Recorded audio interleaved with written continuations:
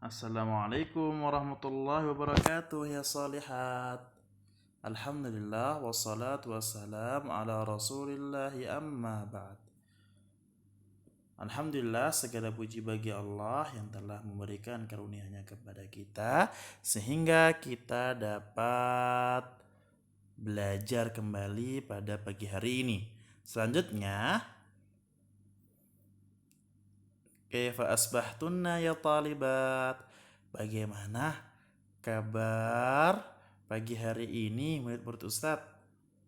Jawabannya adalah insyaallah asbahna bi khairin walhamdulillah. Kami dalam keadaan baik Ustadz pagi hari ini. Selanjutnya,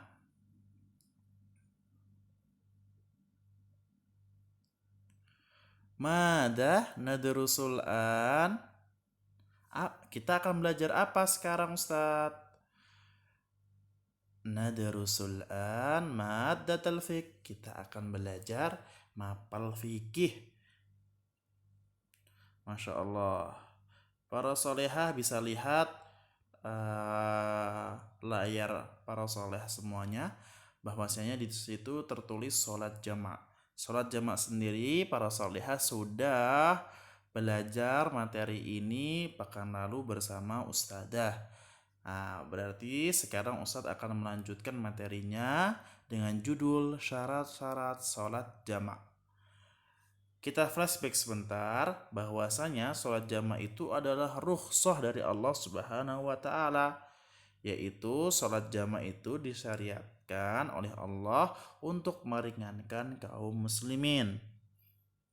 Kemudian jamak itu terbagi menjadi dua, jamak takdim dan jamak takhir. Contoh dari jamak takdim, ketika kita ingin menggabungkan sholat duhur dan sholat asar, maka kita akan mengerjakannya atau menggabung sholat ini dan dikerjakan pada sholat duhur. Adapun jamak takhir adalah menggabungkan antara dua sholat di waktu yang terakhir. Contohnya ketika kita ingin menggabungkan sholat duhur dan sholat asar, maka kita akan melaksanakan sholat jamaah ini di waktu asar. Oke? Selanjutnya para solehah, kita akan melihat layar selanjutnya. Masya Allah. Bisa dilihat sampai akhir. Oke. Tadi ada tulisan jamak takdim. Berarti ini adalah syarat ketika kita melaksanakan sholat jamak takdim. Yaitu syarat sholat jamak takdim adalah yang pertama, kita berniat di dalam hati. Jadi sesuai tuntunan Rasulullah SAW, niat itu di dalam hati dan tidak dilafadzkan. Yang nomor dua, kita mengerjakan sholat jamak takdim ini berturut-turut solehah.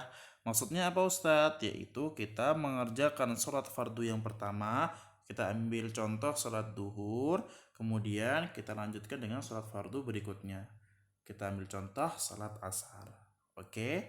Kemudian nomor 3 adalah tertib. Kalau tertib yaitu kita mendahulukan sholat sesuai dengan urutannya. Berarti kita sholat duhur dulu, kemudian kita mengerjakan sholat asar. Atau mungkin kita mengerjakan sholat maghrib dulu, kemudian kita lanjutkan dengan sholat isya. Oke, semoga bisa dipahami para solehah. Selanjutnya, jamak takhir. Adapun yang di layar sekarang adalah syarat jamak atau sholat jamak takhir. Syaratnya apa saja Ustadz? Di sini ada 2 poin yang penting. Salah satu poin tersebut adalah yang pertama, berniat di dalam hati sejak waktu sholat yang pertama. Maksudnya apa Ustadz? Jikalau kita ingin melaksanakan sholat jamak takhir, otomatis kan itu menggabungkan antara dua sholat. Sedangkan kalau jamak takhir itu kan pengertiannya dikerjakan di sholat yang terakhir atau sholat yang kedua. Tapi niatnya sudah harus kita niatkan di sholat yang pertama. Oke para solehah, semoga bisa dipahami. Yang nomor 2 adalah poin terpentingnya masih berada di perjalanan hingga akhir waktu sholat yang kedua. Jikalau kita ingin mengerjakan sholat jamak takhir, syarat keduanya adalah masih berada di perjalanan hingga akhir waktu sholat yang kedua. Oke, selanjutnya solehah. Masya Allah. Setelah kita tahu bahwasannya tadi syarat dari sholat jamak takdim terdapat poin-poin yang sangat penting, kemudian juga ada 2 poin dari syarat jamak takhir. Sekarang kita akan berpindah pada tata tertib sholat jamak. Apa saja itu Ustaz? Mari kita lihat slide berikutnya.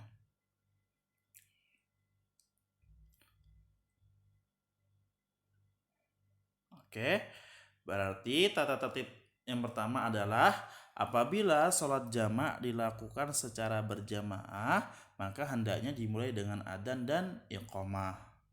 Oke, sedangkan yang nomor 2, jeda waktu antara 2 sholat tidak terlalu lama.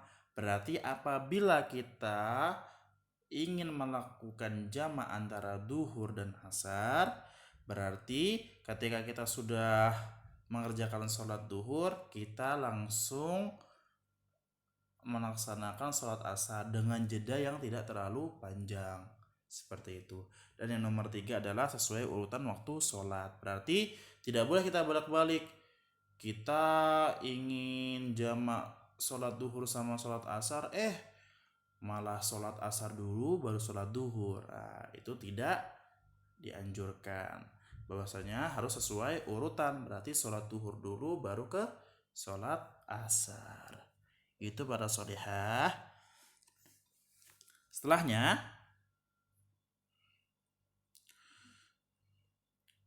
oke, ini maksudnya apa Ustadz? Kok ada safar, tulisannya safar so good.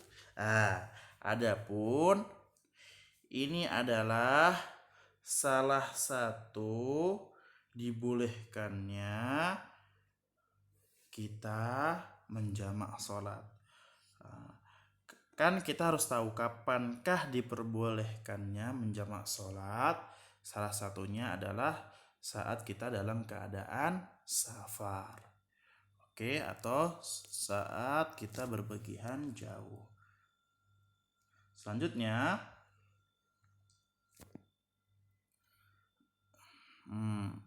keadaan kedua yang membolehkan kita untuk menjamak sholat adalah tatkala kita sedang sakit. Oke, berarti apabila kita sedang sakit, kita boleh menjamak sholat. Apalagi kalau sakitnya parah, supaya tidak memberatkan orang yang sakit tersebut, maka dibolehkan oleh Allah Subhanahu wa Ta'ala untuk menjamak sholatnya. Yang nomor 3 adalah ini adalah salah satu keadaan yang dibolehkan untuk menjamak sholat pada saat kita di Arafah dan di Muzdalifah pada saat melaksanakan haji. Para soleha perlu diketahui bahwasanya pada saat haji atau ibadah haji itu, kita itu kan akan berdiam diri di Arafah dan kemudian akan mabit di Muzdalifah. Di Arafah ini kita nanti akan bertemu dengan sholat duhur dan sholat asar. Kemudian disunahkan di sana untuk menjamak, tapi jamaknya adalah jamak takdim kalau di Arafah. Berarti kita sholat duhur dan asar di awal sholat duhur atau di waktu sholat duhur. Kemudian adapun di Muzdalifah, karena nanti di sana itu mabit ya, mabit itu berarti bermalam. Disunahkan di sana untuk jamak takhir, yaitu menjamak antara sholat maghrib dan sholat isya. yang dilaksanakan pada waktu sholat isya karena jamak takhir. Selanjutnya, keadaan yang membuat kita boleh menjamak sholat adalah pada saat keadaan darurat. Salah satu contohnya mungkin pada saat perang. Nah, dahulu para sahabat serta Rasulullah SAW menjamak sholatnya ketika sedang berperang. Nah, ini adalah salah satu contoh keadaan darurat yang membolehkan kita untuk menjamak sholat. Selanjutnya, yang terakhir adalah pada saat hujan lebat. Pada saat hujan lebat kita diberikan rukhsah atau keringanan untuk menjamak sholat kita. Contohnya, mungkin pada saat sholat maghrib abah kita pergi ke masjid untuk sholat berjamaah. Kemudian hujan lebat di sana. Nah, kemudian sudah istilahnya ada informasi bahwasanya mungkin beberapa menit lagi akan menimbulkan yang namanya banjir atau menyebabkan banjir. Nah, pada saat itu boleh langsung dijamak dengan sholat isya. Karena khawatirnya apabila nanti hujan semakin lebat dan air semakin meninggi, malah menyebabkan keadaan tidak tentu dan menjadi gawat darurat. Mungkin bisa banjir ataupun yang lainnya. Maka tatkala hujan lebat boleh untuk menjamak sholat, baik itu sholat duhur dan asar maupun sholat maghrib dan isya. Masya Allah. Selanjutnya, terakhir, syukran lakunna wa jazakunallahu khairan. Terima kasih para solehah setelah melihat materi video kali ini, dan wa jazakunallahu khairan, semoga Allah Subhanahu wa taala membalasnya dengan ganjaran yang setimpal. Oke, berarti kita akan tutup dengan bacaan doa kafaratul majlis. Subhanakallahumma wa bihamdik asyhadu an la ilaha illa anta astaghfiruka wa atubu ilaik. Assalamualaikum warahmatullahi wabarakatuh.